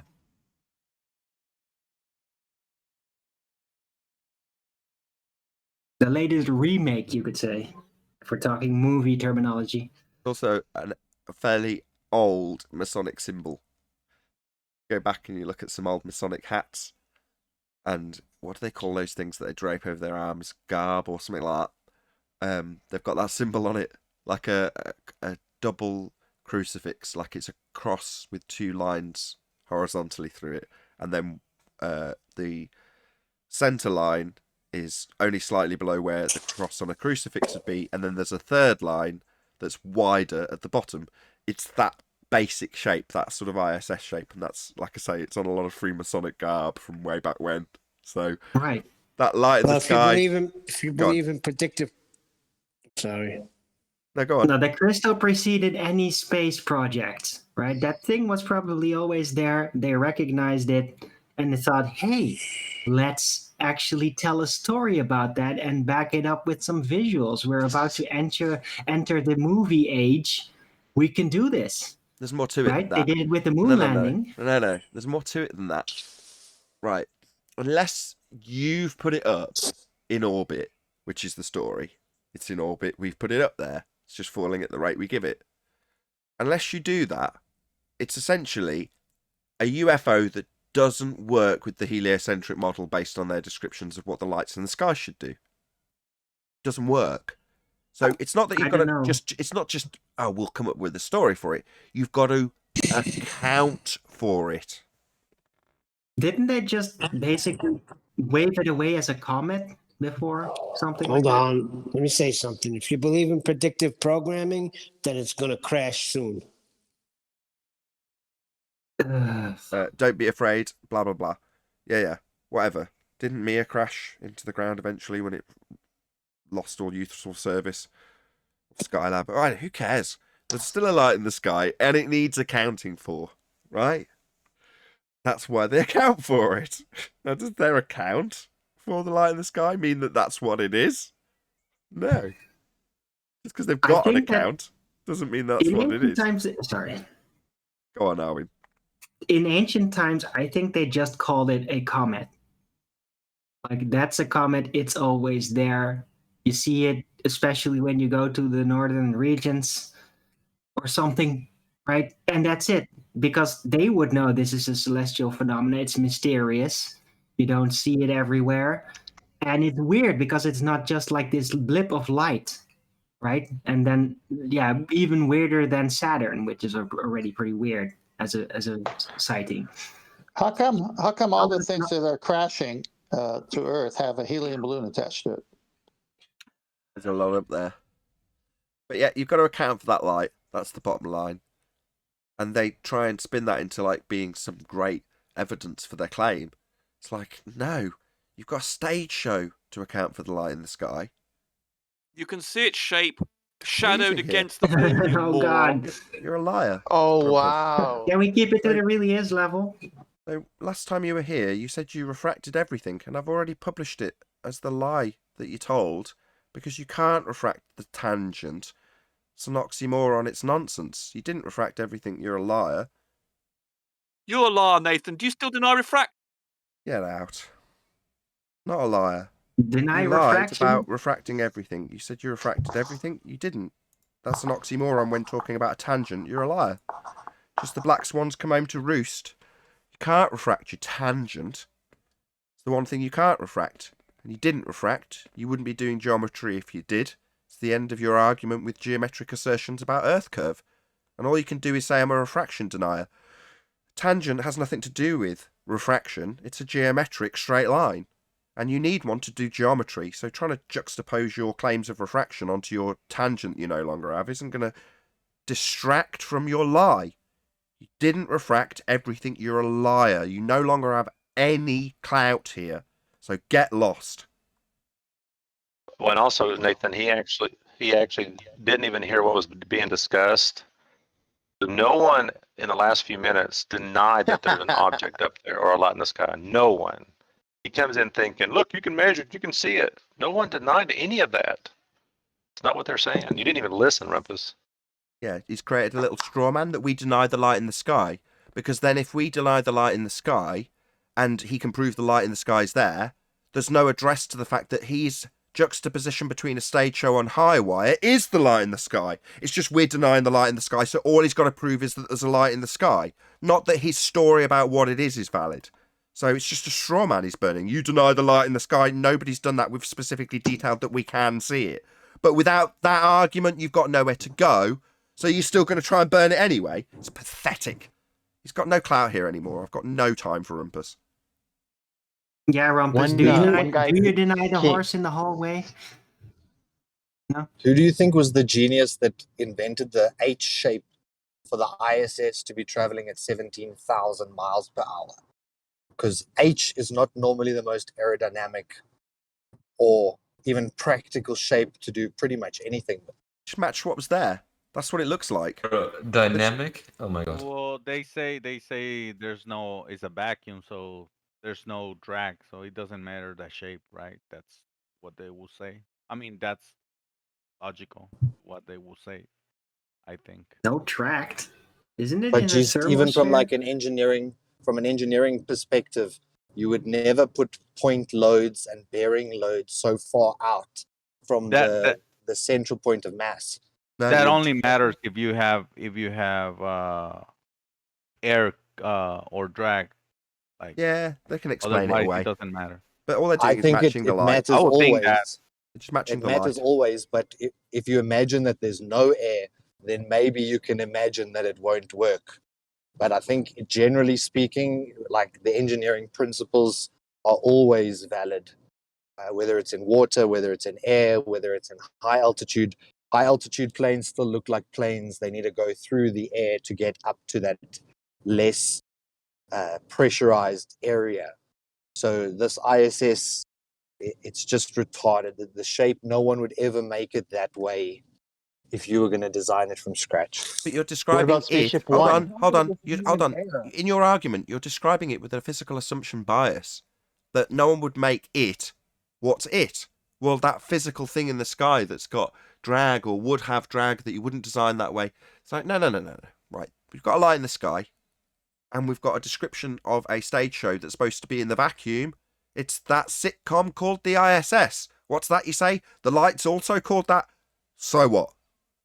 Well, their description of their stage show with their problems that are overcome with any number of weird cutaway scenes.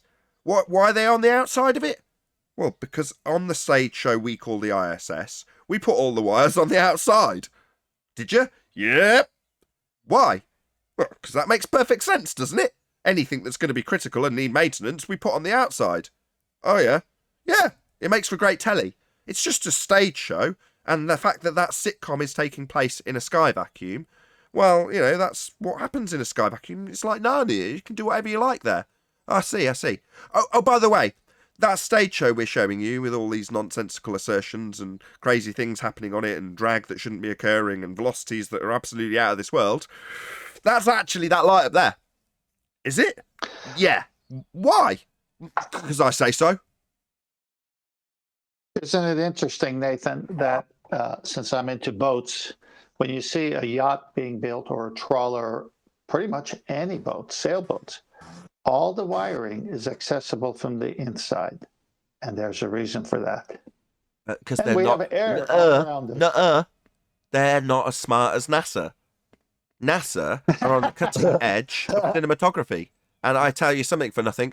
If you watch someone repairing a boat engine, seeing their arse crack poking out of that little hole is far less dramatic than a man in a spacesuit. It's the same way that we don't ever moor a ship to fix its propellers or anything. You just jump out and work alongside the ship while it's in the water, moving at 30 knots per hour.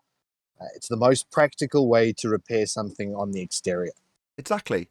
Submarines have deep sea divers with those big, massive helmets and can take massive pressures on the outside, fixing the torpedoes' pressure lines all the time. Because they're all on the outside, obviously. That's where you'd put them.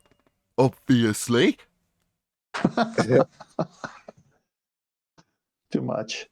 Meanwhile, the claimed region the ISS in, that's the ISS stage show, not the light in the sky. That's fake. It's like Narnia. It's a second law of thermodynamics violation sky vacuum that would have all the gas we're breathing currently filling it if it was real. So therefore, any claim they make at all from the stage show called the ISS is automatically bunk. Like if you were to claim that something that took place in Narnia was real because you've got videography from Narnia, therefore the time dilation problem that they experience when they come back as adults after being kids in Narnia, or the other way around. You know, those time dilation problems, you don't have to explain those. They're not real. They didn't take place. Narnia's not a place you can go. And likewise, you can't go to the place they're claiming to be on the ISS stage show. You can't go to the sky vacuum. It doesn't exist. Well, at $53 million a day, they have the best engineers designing this, so it has to be good on the outside. And there's a lot you can do with toilet rolls, crepe paper, silver foil, broom handles, egg crates. Man, you can make all sorts of excellent sets and excellent props with just a bit of... And spaceships. Yeah! It's amazing. If I can just play baller for a second. Why did the Moonlander have to look so crappy? Have you ever studied the Moonlander? Go and check out any JLB video about the Moonlander, where all he does is he gets from NASA a high-res picture of it and goes, "Look at this! That's clearly one of those poles that you hang curtains on. And look at this! It's clearly just a load of foil, you know. And look at this thing hanging off. And look at that! It's just in high-res. It's clearly a model, and it's like if you look at Hobo Fortress, it's just a set prop. That's all it is. It's a bloody prop. So Nathan, well, and then you get into you can even dig deeper, thinking about the amount of thrust that's coming off the bottom of the lunar lander, and none of the foil seems damaged. None whatsoever. Perfectly intact, perfectly there. If I may just play baller for a second. I think they said... Yes, you may. Special foil. It's special foil made by NASA. No, I think they did it deliberately. They said if they believe this, they'll believe anything. So let's give it a shot. And everybody believed it. Now look what we got. Put your mask on, buddy. What you're saying is people who were dumb enough to buy the moon landings. I heard it on the radio. Of course it's real. Those people are now the reason why we are subject to certain rules that you might not agree with, Neil. Is that your logic? It's all connected. You may have a good point there. They may have used it to basically test the waters of stupid to see what they could potentially get away with in the future. You might actually be onto something with that. God, this is terribly arrogant. So you're saying you're just much smarter than the masses of sheeple that don't get it, and they've been tested on based on their lineage and the people in the past, their parents and grandparents. No, I believed it too. I was a dummy too. I believed that thing landed on the moon and our flag was there and America's the greatest. I bought it hook, line, and sinker. USA is A-OK. But Nathan, your argument about the ISS being in the vacuum or the non-existent vacuum has been rendered mute since they pushed out our atmosphere beyond the moon. Because then technically the moon and the ISS would be in Earth's atmosphere. And therefore there would actually be drag on this object now. What about? I get it right. So let me get it straight. Hold on. So let me get it straight. Because you had your initial argument poo-pooed, you've now temporarily played baller to make your argument relevant, so you can now defend your argument that the drag situation is true, because back in the 90s, they extended the atmosphere out further. Doesn't make any difference to the assertion that you'd require a container to have the gas pressure in the first instance, and their sky is a vacuum, even if it's beyond what they claim the Moon-Earth system as an atmosphere is now from the 90s expansion of that distance beyond the Kármán line. That doesn't change the fact that the gas would still fill the infinite expanding vacuum. By scale, we are merely a speck of dust, including the moon in its claim to be orbital path. By comparison to the ever-expanding infinite sky vacuum, the gas we breathe would still fill the space regardless of a minor scale change. But it would mean that the lady with a pen and a pencil and paper who sat down and did all the calculations to get to the moon and back would have been given the wrong data. So she luckily got everything incorrect, but correct to make sure they still got there. I think you'll find that's a Neil deGrasse Tyson argument for why we can't disprove the moon landings. Because they calculated the amount of fuel that they were going to use, it couldn't possibly have been faked. All that paperwork. Yeah. I calculated exactly how many sandwiches they needed to get through Narnia. Right, now based on those sandwich measurements. And when they came back, all the sandwiches were gone. Luckily, there was just a couple of crumbs. Exactly. No, Nathan, all you have to calculate is they can Adam, fit through the closet. Adam downplayed that so much. No, Adam, there was many, many more turmoils. At one point, one of them lost their sandwiches and had to have Turkish Delight. And when they finally returned, it wasn't like they'd just got a few crumbs left. They'd dabbed up every last crumb. I mean, they were running on empty when they got back to the wardrobe. So, you know, the mathematicians who calculated the squares and the triangles and the amounts of cheese, man, those guys. Anyway, that proves you can't fake Narnia. Yeah, Adam. Too bad they lost the technology, so they can't recreate it. Exactly. We can't recreate the wardrobe. That was done with 1960s and 50s technology. And that takes a lot of effort to rebuild that technology. Now, I'm not saying that we won't go back to Narnia one day, but it just takes a lot of effort. And we've got our eyes set on Grayskull in Eternity. The main problem is that the specific type of wood that closet was cut from, the magic wood, that tree, there's no longer these trees, right? They were all cut down. Oh, in when the you miss 19th century Grayskull. by the Illuminati who cut all the big trees down. Well, you have to make one of those closets from those ancient trees, otherwise it doesn't work. That's totally missed Grayskull. That's tough to trees. But not only I mean, that, the but great part about sandwiches- Narnia is, the great part about Eternity is nobody has to wear pants. That's not a rule. That's just He-Man's preference. That's a policy, not a rule. It's more of a guideline. Well, it comes with the fact that they don't have genitals, just a molded groin. So there's That's no the real toys. He-Man's got a real groin. I'm sure my doll wouldn't have any genitals either, but that doesn't mean I don't. They all had bulges. This He-Man you speak of with real genitals. Yeah. I'd like to crouch my argument with something, please. Okay. Oh. Below the belt, Neil. Yeah, Adam. Were those bologna sandwiches in Narnia? Oh, by the power of Grayskull. Well, that's the trouble, isn't it? The recipe for bologna's been lost. And so they probably won't risk it without. The only time it's been done is with bologna. They actually did find that recipe. It was in a load of jars in the Sea of Eternia. It was found in the 60s. The recipe of bologna has been lost. Oh my gosh. Call a meeting. They'll just reinvent it all over again, Nathan. I don't think you can. The recipe for bologna can never be lost for too long. Do you guys remember Thundercats? Yeah. Oh, yeah. Do you remember Lion-O? I'll tell you a key detail about Lion-O, which a lot of people forget. Thundercats! Ho! Okay, before we all live our 1980s childhood, because we're all similar ages, or many of us are similar age. Anyway, one of the details that someone pointed out on a YouTube video I watched recently was that Lion-O is only 8 years old. Yeah, that's why Snarf's with him. Correct.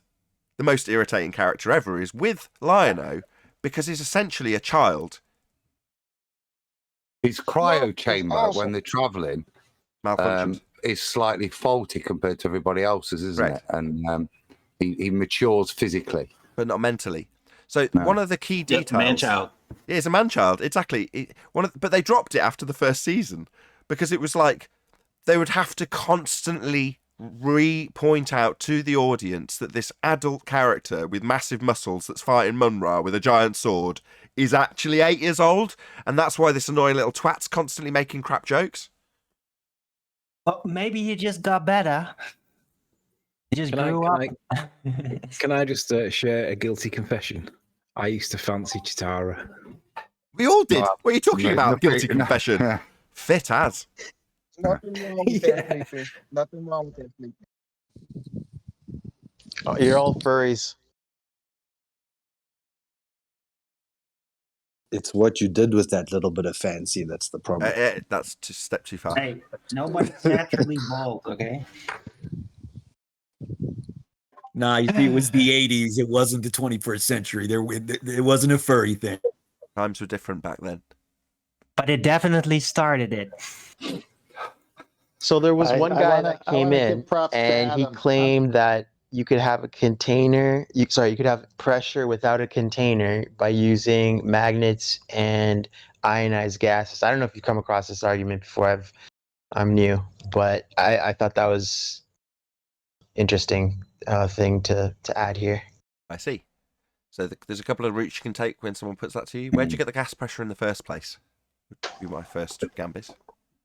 You also need a container to generate the plasma in. Well, yeah, the two containers would be the next thing. Did you follow that? And isn't the magnetic field isn't the magnetic field also the container or containment? I'm guessing that, yeah, that's what I said. It was like, well, it doesn't. He kind of dipped after that, but I was like, isn't the magnetic field replacing the container? But I think he was trying to extend that as an argument for what keeps our atmosphere in is a magnet, I guess, a magnetic force. And I guess the higher levels are ionized. I don't know though. But isn't the magnet acting as a container? So Gas I've had is this not debate susceptible before. to magnetism. And effectively the electromagnetism that you can create with the ball on the inside, creating an outward potential field, isn't what they're creating when they're using an outside container containing plasma on the inside using inward magnetic force. Perfect. So it's completely the opposite of what. So they're trying to hold this up, but they say a magnetic field, but a simple magnet won't hold plasma around the magnet. You have to have a ring of magnets containing the entire ring of plasma to be able to simulate that experiment. So it's a very what the different ISS thing. Cool. is. That's very cool. Hold on. Gas No, is that was not plasma, though. guys. Yes, that was beautifully put. Well done. So you need a container to generate this effect to then have gas pressure without a container in a container. It's a good analogy with the spinning the bucket thing back at school, Nathan. Again, their proof is the reverse once again.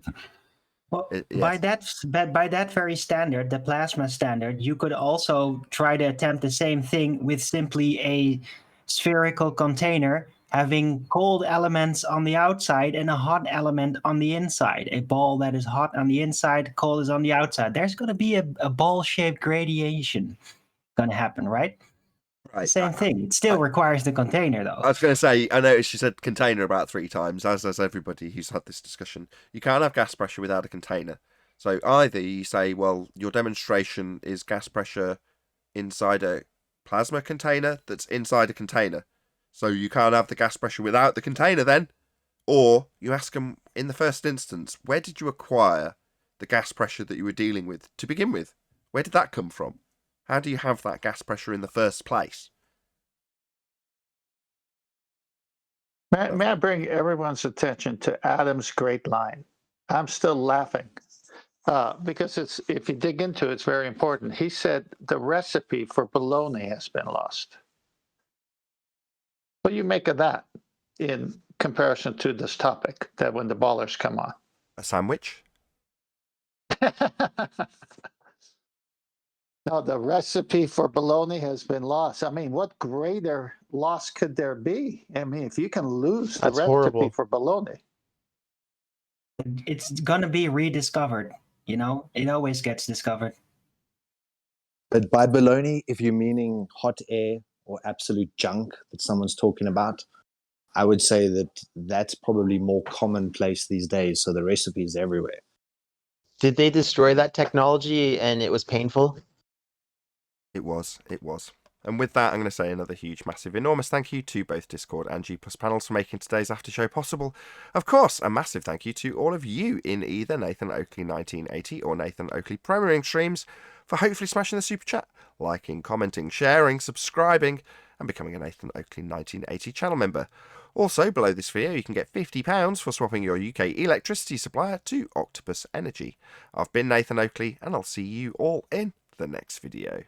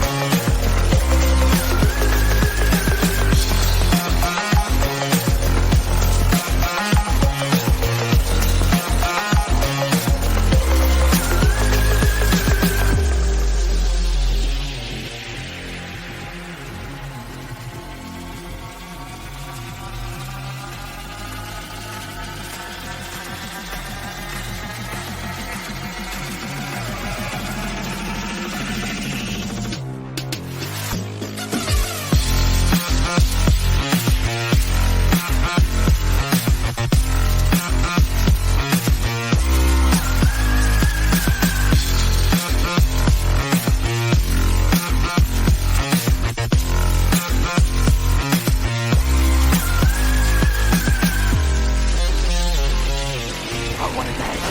What a lovely day!